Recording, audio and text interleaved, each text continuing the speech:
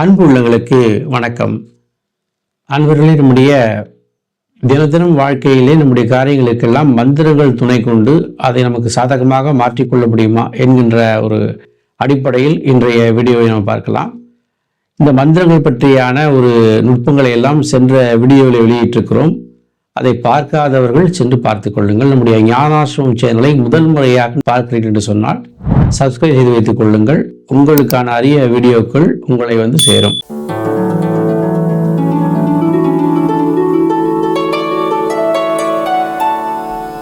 மந்திரம் என்பது பலவிதமான தேவதைகளையோ அல்லது தெய்வங்களையோ அடிப்படையாக வைத்து எப்படியெல்லாம் உருவாக்கப்பட்டிருக்கிறது என்று பார்த்தோம். அதிலே ஒரு மந்திரமானது ஒரு தேவதையை சென்று அடைந்து அந்த தேவதையினுடைய பலாபலங்களை நமக்கு தர வேண்டும் என்று சொன்னால் அதில் நுட்பங்களும் நிறைய இருக்கிறது.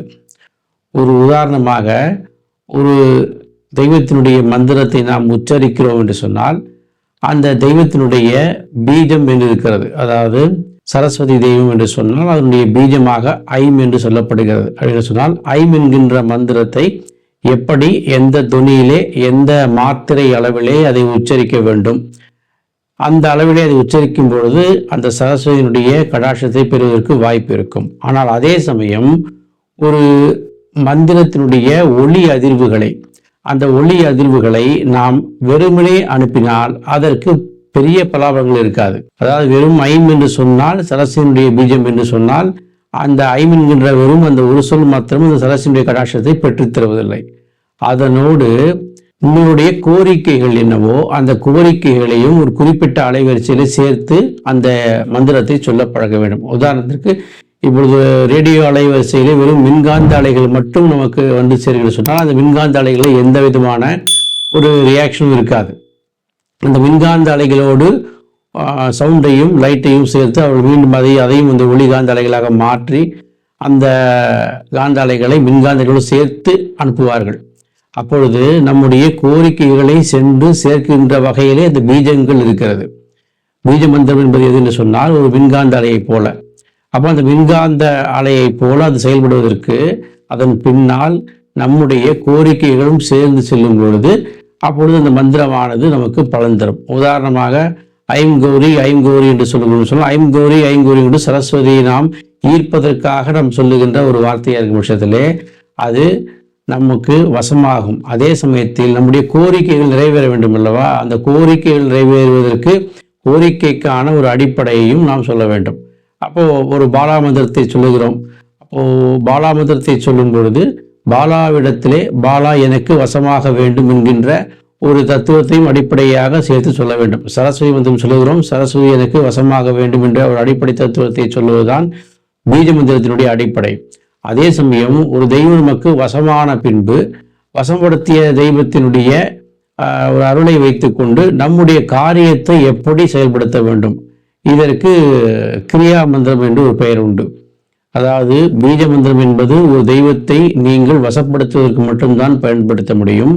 அதே சமயம் அந்த தெய்வத்தை வைத்துக்கொண்டு உங்களுக்கான காரியங்களை சாதிக்கக்கூடிய விஷயங்களுக்கு கிரியா மந்திரத்தையும் சேர்த்து சொல்ல வேண்டும். இதெல்லாம் குருமுகமாக அறிந்து கொண்டால்தான் உங்களுக்கு சிறப்பு. அப்போ இது ஒரு மந்திரத்தை செயல்படுத்துறதுக்கு அடிப்படையாக உங்களுடைய எண்ணங்களை செயலாக்குவதற்கும் ஒரு முக்கியமான விஷயம் என்று சொன்னால் இந்த கிரியா மந்திரம் கண்டிப்பாக தேவை. அதே சமயம் ஒரு மந்திரம் எந்த விதத்திலே செயல்படுகிறது, அதற்கான ஒரு சூட்சமம் என்ன என்று பார்க்கும் பொழுது, இந்த உலகம் 5 பூதங்களால் ஆனது, 5 பூதங்களால் கட்டுண்டும் கிடக்கிறது என்று சொல்வார்கள். 5 பூதத்தினால் கன்ஸ்ட்ரக்ட் ஆகப்பட்டிருக்குது. அப்போ அந்த 5 பூதங்களில் எந்த பூதத்தினுடைய தத்துவத்தை அடிப்படையாக கொண்டு ஒரு மந்திரம் உருவாக்கப்படுகிறது. நீங்கள் ஆங்கிலத்திலே வவ்வல்ஸ் என்று கேள்விப்பட்டிருப்பீர்கள். AEIOU என்று வவ்வல்ஸ் என்று சொல்வார்கள். அதே போல தமிழிலே AEUAO என்று இருக்கிறது. அப்போ அந்த 5 எழுத்துக்களுக்கும் மண் எழுத்து, நீர் எழுத்து, நெருப்பெழுத்து, காற்றெழுத்து, ஆகாய எழுத்து என்று 5 விதமான வகைகள் உண்டு. அப்போ ஒரு பீஜத்தை நாம் பயன்படுத்துகிறோம் என்று சொன்னால் அந்த பீஜம் மண் எழுத்து தொடர்புடையதா, அல்லது நீர் எழுத்து தொடர்புடையதா, அல்லது நெருப்பு எழுத்து தொடர்புடையதா, அல்லது ஆகாயத்தினுடைய தத்துவத்தை தொடர்புடையதா, இப்படி அந்த எழுத்தினுடைய தன்மை நமக்கு தெரிய வேண்டும். நீங்கள் எந்த பூதத்தினால் ஆளப்பட்டிருக்கிறீர்கள் என்றும் தெரிந்து கொள்ள வேண்டும். ஒரு மனிதன் அவன் நெருப்பெழுத்தினுடைய ஆதிக்கத்தை பெற்றிருப்பானேயானால் அந்த நெருப்பெழுத்தினுடைய தத்துவத்திற்கு இணக்கமான பூதமான வாயு பூதத்தினுடைய பீஜத்தை நீங்கள் பயன்படுத்தினால்தான் உங்களுக்கு அந்த தேவதையினுடைய மந்திர சித்தியானது சித்தியாகும். அது அல்லாமல் நீங்கள் அதற்கு நேர் எதிர் பூதமான நீரெழுத்தினுடைய ஒரு மந்திரத்தை நீங்கள் பயன்படுத்தினால் அது உங்களுக்கு தாறுமாறான பலன்களை கொடுத்துவிடும். ஏனென்றால் நிறைய பேர் மந்திரத்தை உபாசனை செய்வதாக, மந்திரத்தை சொல்வதாக சொல்லி மனநிலை பாதிக்கப்பட்டவர்கள் நிறைய பேர் இருக்கிறார்கள். ஏன் என்று சொன்னால் அந்த மந்திரம் அவர்களுக்கு பொருத்தமானதா? ஒரு மனிதன் தன்னுடைய உடல் நிலையிலே எந்த பூதத்தை அடிப்படையாக வைத்து அவன் உருவாகி இருக்கிறான் என்று பார்க்க வேண்டும். 5 பூதம் என்று சொன்னால் ஒவ்வொரு மனிதனும் ஒவ்வொரு விதமான பூதத்திலே ஆளப்பட்டிருப்பார்கள். ஒரு சிலருக்கு 2 பூதங்கள் கலந்தும் வந்திருக்கும். சிலர் எதிரெதிர் பூதத்தினால் கலந்து ஆளப்பட்டிருப்பார்கள். இப்பொழுது உதாரணத்திற்கு நாம் ஒரு மண் என்று சொன்னால் அந்த மண் இருக்கிறது. அந்த மண் எழுத்தை அடிப்படையாக வைத்து நீங்கள் ஒரு பீஜத்தை உருவாக்கி அந்த பீஜத்தை அளப்பரிய ஆற்றலாக மாற்றும் பொழுது அதை நீங்கள் எந்த தெய்வத்தின் மேல் செலுத்துகிறீர்கள் என்று பார்க்க வேண்டும். அப்போ மண் எழுத்தின் அடிப்படையாக வைத்த உங்கள் உடம்பு, உங்களுடைய மனமானது நீரெழுத்தை அடிப்படையாக கொண்ட ஒரு தேவதையின் மீது அந்த பீஜத்தை பிரயோகிக்கும் பொழுது அந்த நீரும் மண்ணும் ஒன்றாக இணக்கமாகும். அப்போ அந்த தேவதையினுடைய அருள் உங்களுக்கு பரிபூர்ணமாக கிடைக்கும். இல்லை என்றால் அது நெருப்பெழுத்து மந்திரமான அந்த தேவதைக்கு பயன்படுத்தப்படும் போது நீங்களும் பாதிக்கப்படுவீர்கள். அந்த தேவதையினுடைய அருள் நமக்கு கிடைக்காமல் போகும். இப்பொழுது அதிகப்படியாக மண் இருக்கிறது, குறைந்த நெருப்பு இருக்கிறது. மண்ணை கொண்டு நெருப்பிலை போட்டால் நெருப்பு அடைந்துவிடும். அதுபோல மண்பூத தத்துவம் உங்களுக்கு அதிகப்படியாக இருக்கிறது. நீங்கள் நெருப்பெழுத்து மந்திரமுடைய ஒரு தேவதையை கொஞ்சமாக அங்கு ஜபிக்கிறீர்கள் சொன்னால் அதனுடைய பலாபலன் கிடைக்காமலே போகும்.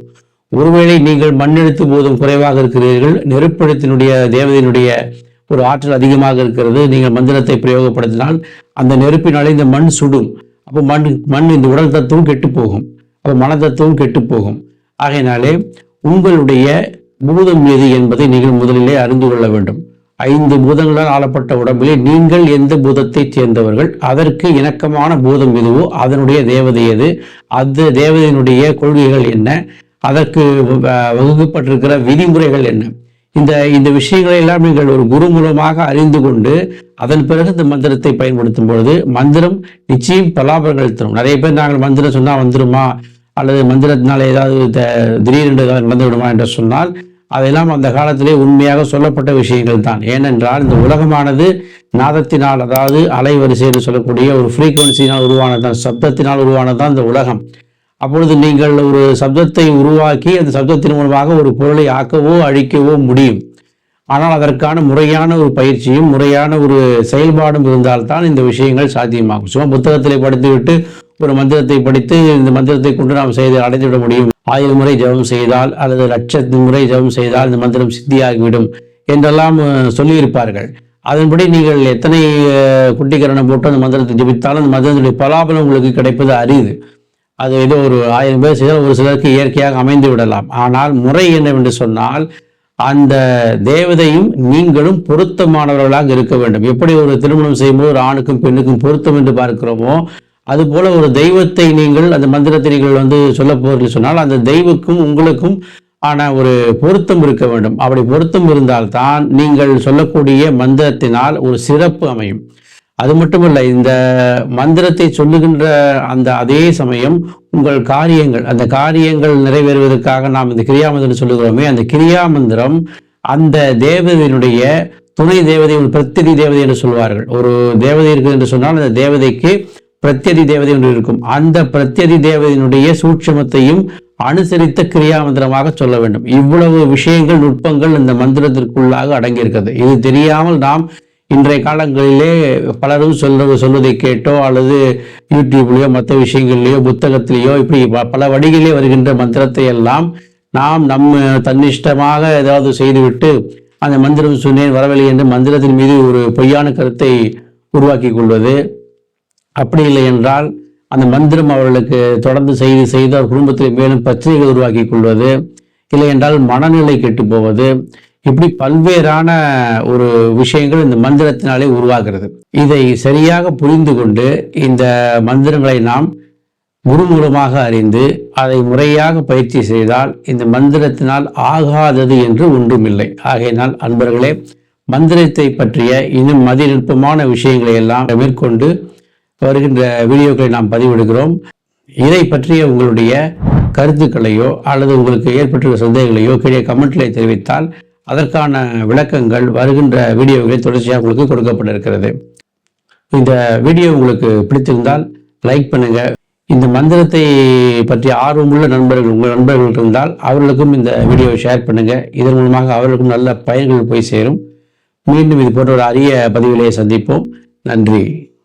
அன்பும் அருளும் எங்கும் தழைக்க, அறிவும் மனமும் இணைந்து சிறக்க, அகிலம் முழுதும் இன்பம் கோடி கோடி கோடி நிறையவே.